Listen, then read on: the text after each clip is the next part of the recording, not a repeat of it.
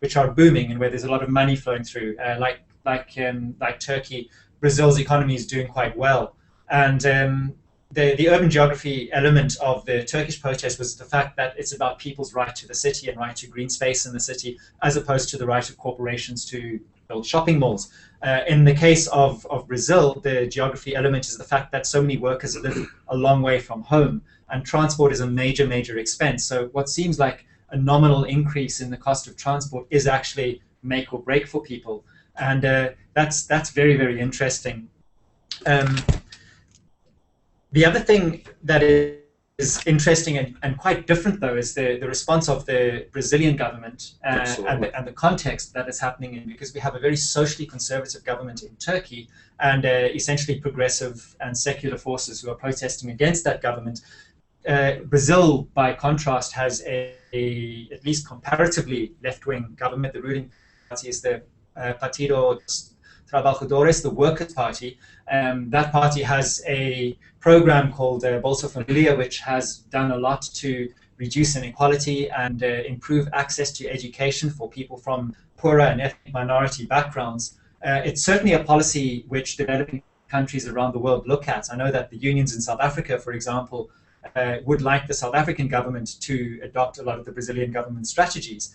And so it's interesting to see the outrage that develops in Brazil, quite a different state.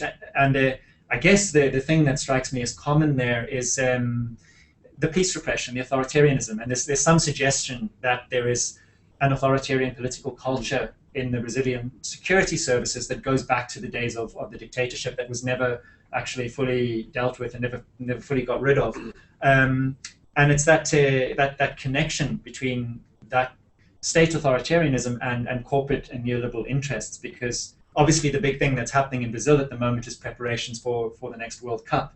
And although the state is spending a lot of money, that money is being spent on World Cup projects. It's a lot of state money being spent on private companies, and certainly in the minds of citizens, there's collusion between politicians who may be corrupt and companies who are essentially milking this opportunity to make a lot of money. And it's interesting because this is a booming economy, but there is obviously a real tension between the people who are making the money and the ordinary citizens who don't feel that they can actually cope in the situation. What's your reading of it, Andrew? I think the person who you just referred to, the president, is very important here. President Rousseff, of course, she was a political prisoner of the junta herself and spent several years in prison, tortured at the hands of the dictatorship. So her response is going to be absolutely critical. And so far, she has delivered a moderating influence on some of the authoritarian tendencies that are still prevalent within Brazilian society, recognising that there is a right to protest. And after the police used rubber bullets and tear gas last week in Sao Paulo, she has given an order that no rubber bullets should be fired. So there is a very important difference from what we're seeing in Turkey, which goes to her own personal history, Walton. I don't think we can discount that. It's a very important point. Of course, the situation in Brazil is a very complex one, and while under the previous president, Lula, more than 30 million, Walton, 30 million people were lifted out of poverty as a result of the policies that were put in place. A quite remarkable achievement that other left of centre and left-wing governments within Southern America have tried to follow that path. However, there has been a slowdown in economic growth. There is high inflation relatively at 6.5% and high levels of violent crime. These are very important issues that, despite the economic progress that has been made, there is deep-rooted poverty and areas where there is high crime which are impacting on society despite the progress that has been made. And of course it touches on a very important issue, because the Confederations Cup, which is getting played in Brazil at the moment, with the World Cup coming, with the Summer Olympics coming, these are major high-profile events, and it's giving the Brazilian people an opportunity to say, despite the progress that has been made, we want investment in our public services. How much are we going to benefit as a result of all these events? Of course, we had the London Olympics not that long ago, and we spoke about the Olympics legacy. And we look back in other Olympic Games and other high-profile sporting events, including South Africa, Walton, with yourself, where you come from. You know, what was the real lasting legacy for people on the ground? So while I'm sure a lot of Brazilians are very happy with a lot of these events that are coming to their country and showcasing the massive progress that has been made in Brazil, it's no longer an emerging economy. It's one of the big, higher than the UK. What levels of investment and how much will the people benefit? And that's what they're really saying here. And, you know, it's important that the government, when it's going forward, addresses these very important issues. And if we look to other sporting events, there's been a very mixed legacy in how people benefit at the local level. And while you're right, Walton, it was the bus tickets that has been the spark. It is these wider issues that are at play in Brazil at the moment. And it's going to be fascinating how the Brazilian government responds.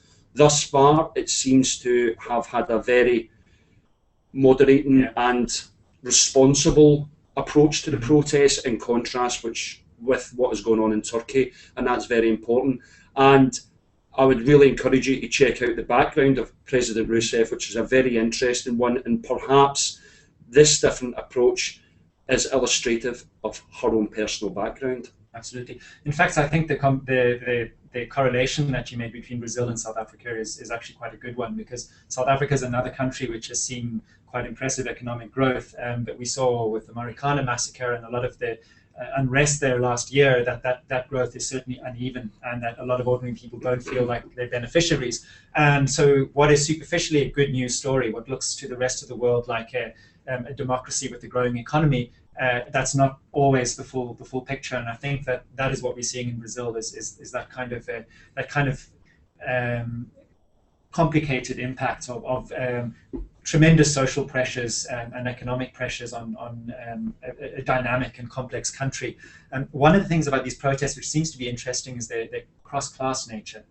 There are people on the protest from the favelas, but also unemployed graduates from the cities, and that is quite interesting in Brazil, and would be interesting in South Africa as well. That it seems to be quite a wide social base. Just to pick up on another point as well, that it wasn't that long ago and earlier on this year, and that President Rousseff herself was the beneficiary of 79% approval ratings in the poll. I mean, it's truly outstanding figures of popularity, and they have been affected somewhat as a result of the protests over the last week. But I think her response and her government's response, has been a very responsible one, Walton, in contrast to Turkey. And I think we can't over-emphasise this point. And of course, there is elections next year, which, like in South Africa, it looks as if the Workers' Party will romp to a victory in a very similar way that the ANC often do in South Africa. And I think the people are using these sporting events as an occasion to say, while there's been great progress that has been made, the distribution of that economic growth hasn't gone as far as it should have done. Absolutely. Just in reference to what we said at the beginning about it kicking off everywhere, it clearly is. I mean, we've seen Greece for a long time. We've seen Turkey recently. Two you may have missed are Sarajevo in Bosnia and Sofia, Bulgaria. There were massive protests and an occupation of a parliament square in Sarajevo due to the fact that a baby girl couldn't get medical treatment. So once again, a relatively small trigger event that caused essentially disgusted politicians and public outrage. In Sofia, there were massive protests when a media mogul was made head of national security. So if you're looking at that from a UK context, it's the equivalent of making Rupert Murdoch, putting him in charge of MI5 or something like that. Is he not? So times where we're seeing patterns of insurrection, revolt, and demonstrations from citizens around the world who don't feel that they're being adequately represented by their governments. And it comes back to what you said a few days ago about how this is reminiscent of the revolutionary wave of 1848, Mm-hmm. or some of the uprisings then, which had a lasting, very important effect, but quite an uneven effect on world politics. And yeah, it leaves us in interesting times, doesn't it? But the huge difference is information technology, that while in 1848 we had isolated pockets all across Europe of spontaneous revolutionary protests, the difference, of course, today is the ability to communicate. There's a real momentum going on. I think the word that has been used is snowballing. And one of the main factors behind the protests in Brazil is, unsurprisingly, social media. And this is the thing that knits a lot of these protests together, that it is taking place as a result of there being a snowball effect in social media, which is encouraging people onto the streets. And the power of social media is becoming so important. And there's a real lesson, of course, Walton, for us who come from the labour movement background, about how we can harness this potential of social media to mobilise people in a way that we haven't done before. And there's real potential in being able to coordinate across countries when we are targeting specific companies, whether it is Nestle, whether it is the Hyatt's Hertz campaign. There is opportunities for labour union members and progressives to connect in a way that we have never been able to do before across borders. And it's a very important part of what USI is designed to do. But like in Brazil, like in Turkey, like in Greece, like in Egypt, the real momentum behind a lot of these campaigns and protests is social media. And I think that's something we have got to look at, and how we can learn the lessons about how we can apply this to an industrial context as well, Walton. Absolutely, I think you're quite right, Andrew. Now, we've reported over the past few days about the Greek state broadcaster ERT being taken off the air, and the massive protests, not just in Greece but around the world, in solidarity with journalists from the ERT. Now, a court has ordered that the station be reopened. Can you tell us what's happening there, Andrew? Yes, there has been an appeal court which has ordered ERT to be brought back online after 6 days of the public broadcaster being taken off the air just in a matter of hours when the government announced it. However, like all courts, there is an issue about them also vindicating the Prime Minister Samaras's position. There's always a snag, Walton. They need to make it lean, and need to make it lean. So in essence, we are sanctioning ERT being brought back online, but we're also sanctioning you as the government to be able to cut and gut and to make this absolutely lean, decimating the labour force and their terms and conditions, of course. And this action was taken, we must bear in mind, in order for the government of Greece to secure its next tranche in the bailout programme. So the European authorities have known exactly what the Greek government was going to do. And then you've got to see this. It was astounding where the European Commission were issuing press releases saying we did not sanction this move, but it's up to the government of Greece to decide what they want to do. Doing a Pontius Pilate. Sorry, European Commission and other European authorities and the Troika et al. It just doesn't wash. It's absolute bull. That the Greek government were going to take ERT offline, but what they weren't prepared for was an absolute backlash, not only against the Greek government, but against the European authorities who have been complicit in this. And I'm afraid Pontius Pilate doesn't work. And you're quite right.